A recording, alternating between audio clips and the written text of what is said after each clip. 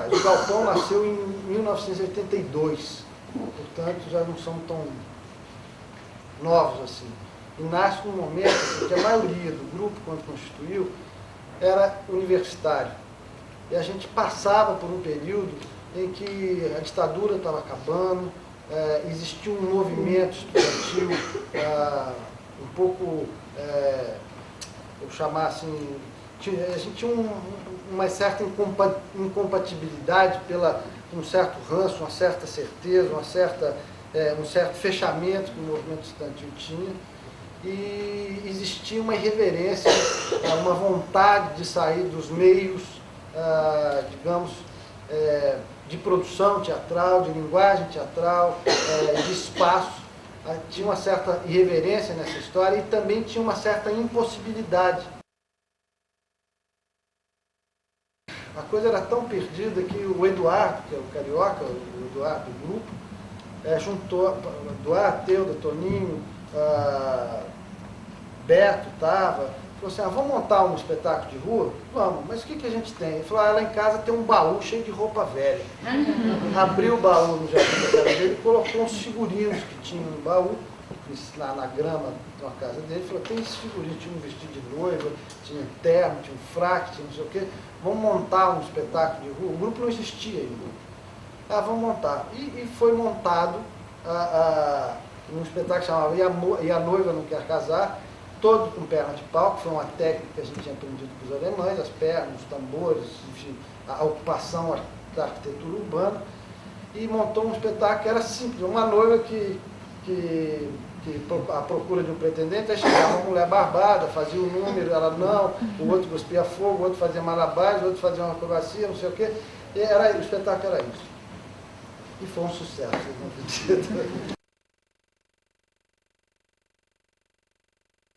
E 2 anos antes desse espetáculo, a gente tinha se juntado, basicamente era o Eduardo, eu, e tinha um cara que hoje é arquiteto, era cenógrafo, diretor de teatro, que a gente tinha montado uma peça na escola, e a gente tinha fundado uma associação chamada Galpão, um CGC e tudo, que era a ideia de ter um espaço onde teria atores, músicos, psicólogos, artistas plásticos, era muito louco um espaço só. A gente criou essa CGC, criou essa entidade, claro que não funcionou, porque era muito coisa, e a entidade ficou lá guardada, o CGC direitinho, e quando o Galpão começou a vender espetáculo, o Eduardo falou, João, já que isso está perdido aí, está na gaveta, deixa eu usar esse CGC, porque o Eduardo fazia parte também da época. Aí passou a usar o CGC da Associação Galpão e virou o Grupo Galpão. Estou contando um pouco isso porque na nossa vida assim, nunca teve uma coisa muito... Foi sempre uma mistura de planejamento e intuição. A única coisa que é coerente na nossa história de 20 e tantos anos, 23 anos, é exatamente esse apego ou essa revisitação sempre ao teatro de rua e à linguagem de um teatro popular. O vínculo do grupo com a comunidade, com a sociedade, com todo, era primeiro através dos espetáculos. Mas a gente teve sempre a preocupação de ter um outro tipo de vínculo, ou seja, com os parceiros artistas, ou seja, com a comunidade. Então, num primeiro momento até aí, a gente fazia e dava oficina o tempo todo. Assim. Viajava dando oficina, fazia oficina, sabia que tinha oficina aqui no Rio, vinha para cá, sabia que tinha oficina em São Paulo, ia fazer. A gente tinha um vínculo com isso.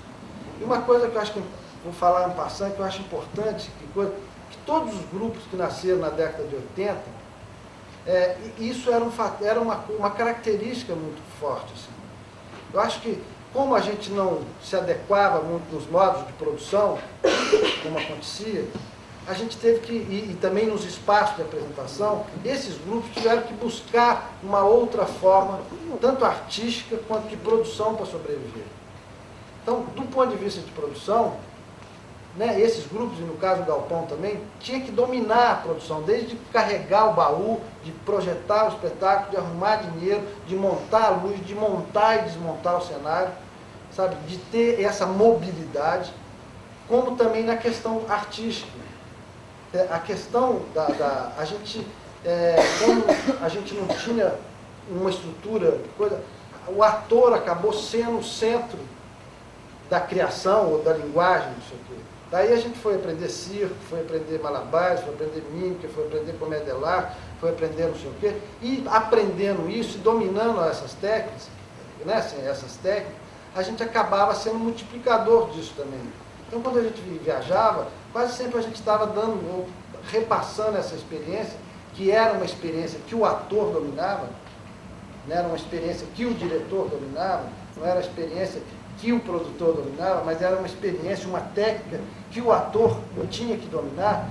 Isso também servia para essa relação com o outro. A gente vivia repassando, dando oficina e também preocupados em ter novas oficinas, em fazer novas oficinas.